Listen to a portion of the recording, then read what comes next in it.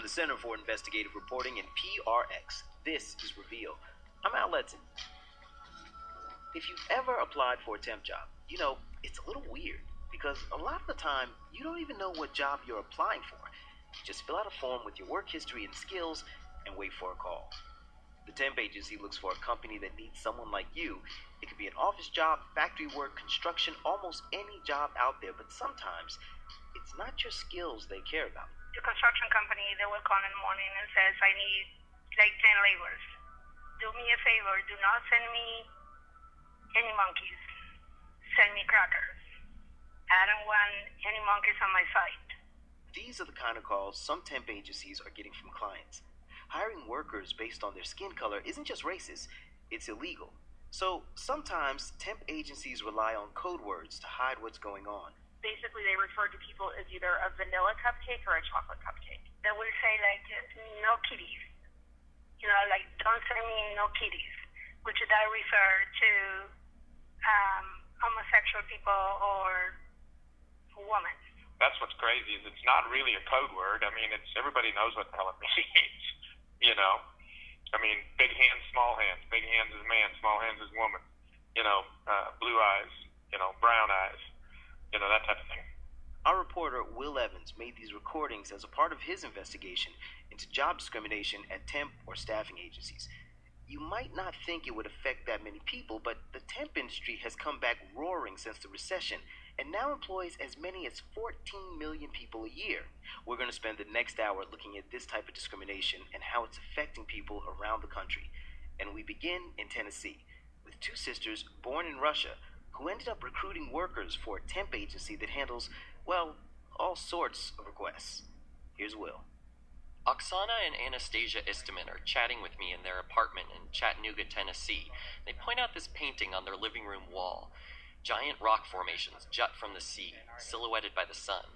That's where we're from. That's the Sea of Japan right there. My grandfather painted that. It's beautiful. Dad's dad. And the one by the door, he painted that one as well downstairs. Oksana and Anastasia were born in Nahodka. That's in Russia's Far East. It was during the Cold War. The sisters' parents were religious activists, part of an underground Pentecostal church. And at that time, Soviet authorities were cracking down on Protestant Christians and others they saw as a threat. Oksana is the older of the two sisters. She's 37, and one of her earliest memories is of a late-night visit from the KGB. They dragged my dad out of the house by his hair, out of the apartment, and we didn't see him for 6 months, didn't know if he was alive, dead, where he was. Their father eventually got released, and after many years of trying to leave the Soviet Union, the family got refugee visas that allowed them to immigrate to the United States. They ended up settling in southeastern Tennessee in 1990. Their parents had heard that people here took their religion very seriously. The buckle of the Bible belt. They talked about that. Oh, that was the selling point. All grown up, the sisters also ended up working together, just across the street from their apartment complex, at a place called Automation Personnel Services. It's a staffing company with branches across the South. It provides temp workers for offices, industrial plants, and warehouses. At Automation, the sisters were recruiters. They'd interview people looking for jobs and take down their information. And when an order for workers came in, it was the sisters' job to go through their stable of applicants and find the right match. But it wasn't long before the sisters started getting unusual requests from an Automation sales rep. Here's Anastasia. She called me on the phone and said that she had an order and said that they wanted, you know, the usual country boys. And I said, no, I don't know. So she started saying that they like white guys over there and not to send anybody black. This type of request wasn't written down. It was supposed to be subtle. They would try to make it sound, I guess, more gentle or delicate than it actually is. And they would say, you know, country boys, the usual. It sounds a lot nicer than no black people. Yeah. And the temps have no idea, right? Oh, God, Oh, no. absolutely not. No, Absolutely not. To be clear, Automation would hire African Americans. They'd just send them to the companies that would accept workers of all races. And if there wasn't an opening that day, those black workers would be out of luck. And it wasn't always just about race. Some companies only wanted young workers. Others wanted men. Still others requested women. How often did that kind of stuff happen? on a daily Weekly, basis. daily Weekly, basis. daily, all the time. But to the point of where it's just common. Remember, in the Soviet Union, the sisters and their family were singled out and treated harshly. That's why they came to America. I know what it's like to be persecuted and to see American citizens be treated like because of the color of their skin. Is just, of all countries in the world, this is the country that it shouldn't be happening in.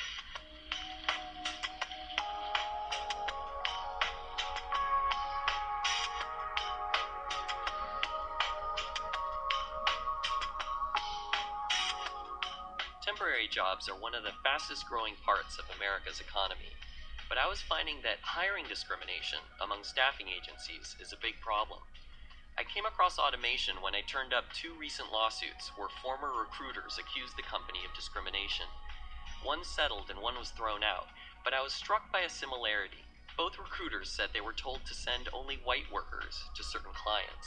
So I started reaching out to people who'd worked at automation. I found the Eastman sisters. And then I spoke to Christy Ragland. She was the office manager at a branch in Kennesaw, Georgia. It's a bit hard to hear her because of the phone connection. She's describing one of Automation's customers. You would call and say things like, "You don't want any black thugs." That's exactly how you would say it. No black thugs. And the guy who said this, Christy says he was a manager at Magnum Products, a company that makes drywall compound. He wanted workers, but only white ones. I didn't like it. Me personally, I tried not to deal with him because I am African American, and it made me feel a certain type of way. But Christy says her boss at Automation told her to give the manager what he wanted. Yeah, she sat down and had a conversation with me about him and said that he's one of these special type clients. And she said he's racist as hell. That's exactly what she said. But, at the end of the day, he helps out billable hours, and he's looking for a certain type of person, and we have to send him exactly what he's looking for. Christy says she was fired in 2015 after telling her boss that she didn't want to be office manager anymore. As for that drywall company, I spoke with a manager there, not the guy Christy was talking about. He called the allegations hearsay crap.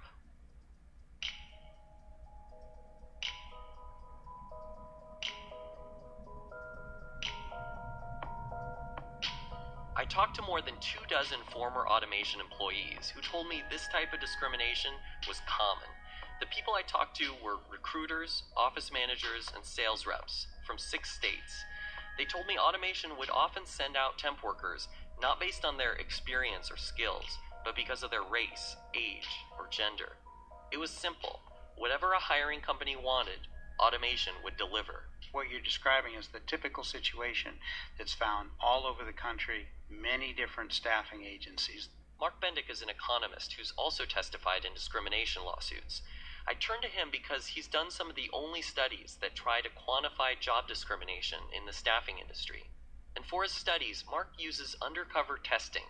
A team of researchers pull together lots of people, usually college students, and pick 2 who seem the most similar, except one of them is black and one is white. They give them virtually identical resumes, have them dress alike, and even train them to talk the same way. So that by the time they're ready to go out and look for jobs, an employer has little to choose between them. In situations like that, unfortunately, we've observed discrimination as often as 2 times out of 3 with employment agencies. I put these findings to the Staffing Industry Association, and an official there disagreed, saying this kind of discrimination is very rare, at least no more common than in any other industry.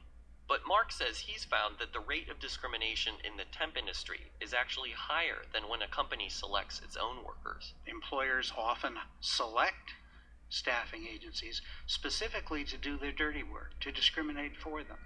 The employers like to think, well, if we just hire from the pool of people who are sent to us by the staffing agency, then we're not discriminating. So why does this happen anyway? Mark says it's often driven by bigotry and stereotypes, that people of a certain race or ethnicity work harder than others.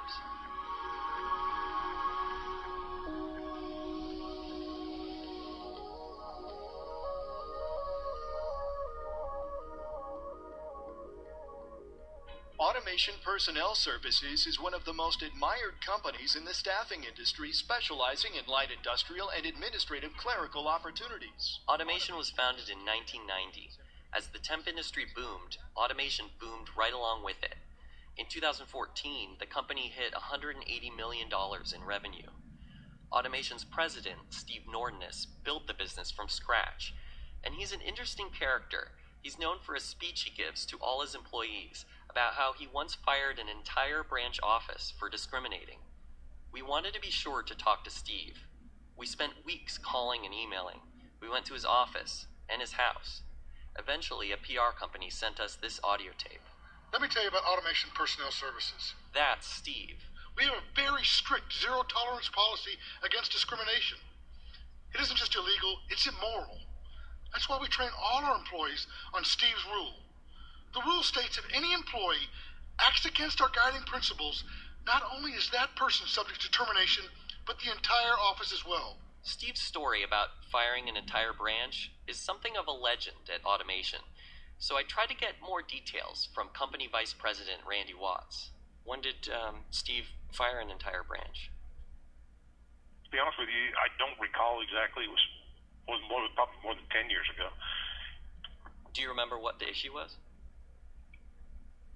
I really don't, other than it was a violation of our hiring practices. But it was discrimination.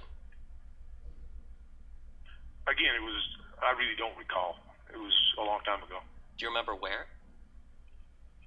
I don't, to be honest.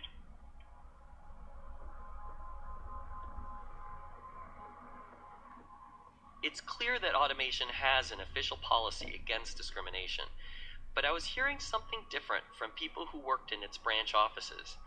Candy McDermott was an office manager for Automation in Huntsville, Alabama. Just after coming back from corporate training and hearing about Steve's rule, Candy says her supervisor took her aside. The supervisor explained that some of Automation's clients had special requests. And she would say, "Now we can't put this in the computer, but I'm telling you, they're only going to take these type of people. They want women. They want Hispanics. This is just between us. We can't tell anybody we're doing it." Some of these requests came from small regional companies you've never heard of, but Candy says they also came from one of Automation's biggest clients in the area, LG Electronics, the huge South Korean company that makes everything from washing machines to cell phones. We're just coming off the freeway here in Huntsville, Alabama. There's the LG warehouse right there, big LG complex. Got the American flag, the Korean flag, and the LG flag. LG's operation in Huntsville is one of the company's largest in the U.S. and is located in a special customs zone. The company keeps its labor force flexible by using lots of temp workers. Candy McDermott said the operation is so big that Automation has a staffing coordinator posted at LG. The coordinator that was out there would actually call and say, they only want Hispanics. That was the request. They had to be Hispanic. 4 other former Automation employees also told me that LG specifically wanted Latinos, and got them.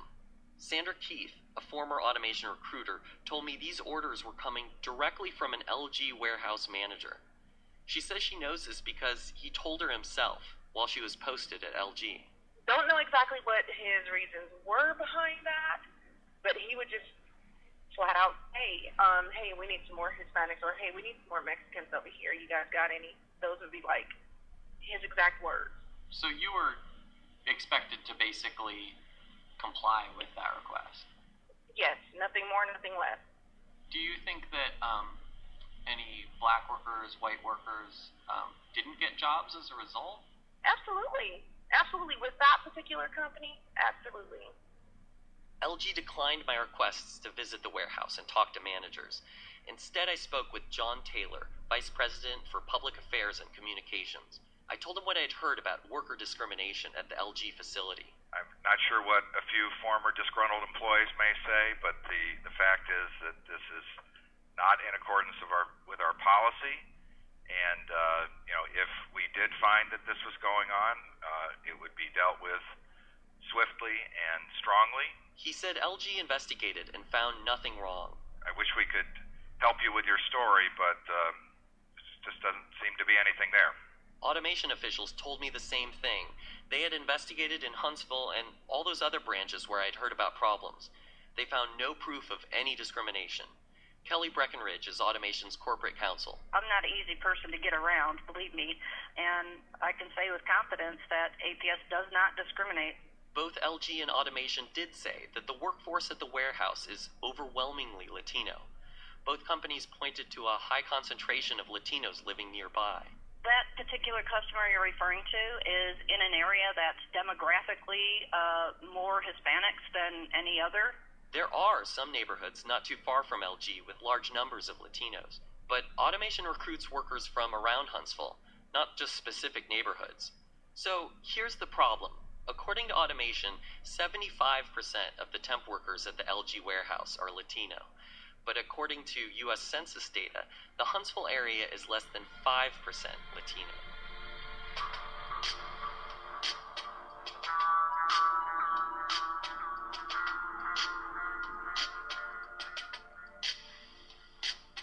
There were a bunch of people at the Huntsville branch who found working at Automation distasteful. Sandra Keith quit her job there. So did Candy McDermott. It was like routine.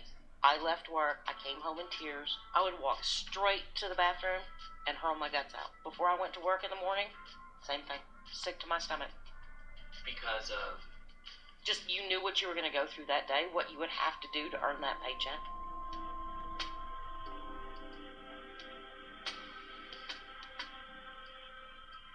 This is actually a big theme that emerged in my reporting. A lot of these recruiters started out really believing in their work, feeling enthusiastic. They were helping people down on their luck get a job. One of the most important things in life, is having a job. That's Oksana Istomin again. We met her and her sister Anastasia earlier in the story. And to have an opportunity to help people improve their life, that's why I got into recruiting. And then they find themselves stuck in this terrible position, having to lie to job applicants, telling them it just didn't work out, but knowing that the real reason was their race or gender or age. Many of the people I talked to said they went along with the discrimination because, well, they needed a job too. And if they didn't give customers what they wanted, they thought they'd get fired. Oksana says she tested out that theory. It was in 2013. She got a request for a warehouse worker from Chattanooga Shooting Supplies, a gun wholesaler. It was a last-minute order, and only one qualified applicant was available. He had the skills, he had the experience, he was dressed appropriately, and he fit the perfect criteria for what they were looking for. Except for one thing. He was Indian. According to Oksana and her sister, this was one of those businesses that wanted only country boys. I called them to confirm what the sisters told me, but a manager referred me back to Automation. Oksana says she was ready to send the worker to the warehouse. Just then, her boss called her into her office. And I explained to her his qualifications and everything. She said, I don't think it's a good idea to send him. And I said, why not? And she said, well, I don't think he'll feel comfortable there. I said, well, can you please explain to me why he wouldn't feel comfortable there? He's here looking for a job, and he's willing to go. She's like, well, they prefer somebody, who's white. I reminded her of what Steve said, the president of the company, about taking, racist orders, basically. So Oksana says she sent the man anyway. A week later, she says Automation fired her, supposedly for some unrelated reason, not showing up at a job site. Oksana says it was made up, but she didn't even fight it. She was done, and she doesn't regret it. Honestly, I learned a lot in this industry, and I know exactly what I'm willing to do and what I'm not willing to do. And it took me working there to realize that. That just completely is such a double standard for me personally, me being here in this country for the opportunities and denying people the same opportunities, That story was from Reveal's Will Evans and Michael Montgomery.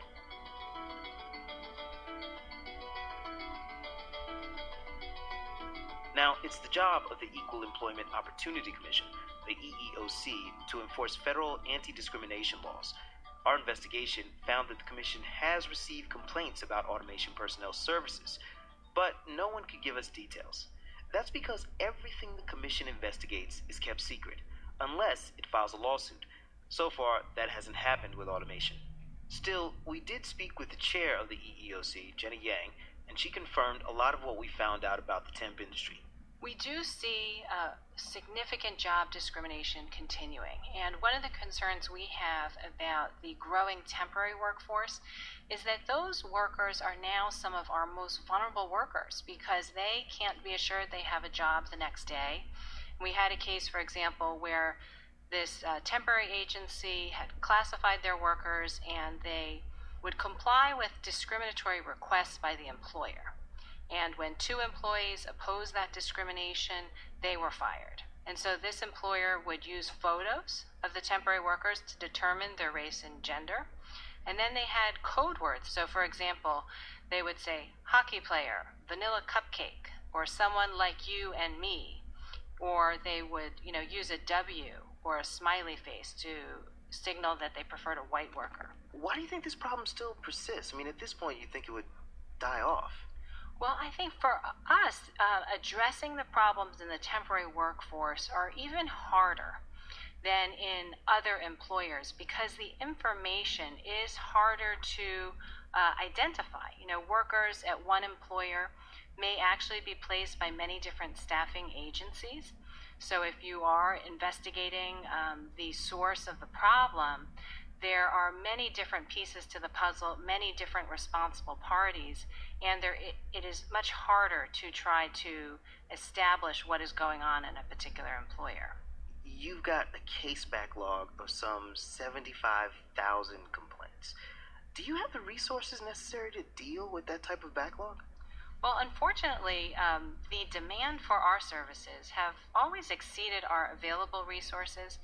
We currently have what we call our workload of 76,000 charges, and we have about 550 investigators who are fully trained to handle this caseload. And on average now, a filer waits less than 10 months to get a resolution of a charge. What is it about the temp industry that basically this type of discrimination is able to flourish? I think there are a number of issues because many employers are now relying on a staffing agency to send them their workers.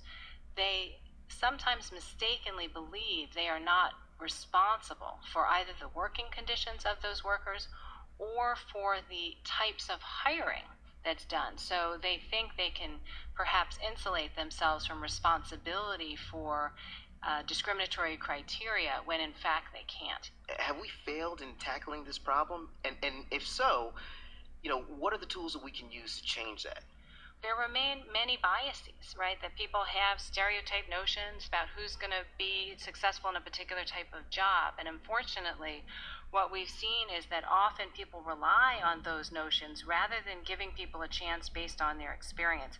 And we've seen that in the staffing agency where, in particular, staffing agencies are refusing to place African American employees based on their race, and they are terminating employees when they complain about that, as well as limited assignments that individuals may have. So that is something that we see recurring, and we want to be able to provide opportunities for all workers, and we think this is a very important area for companies to be looking at.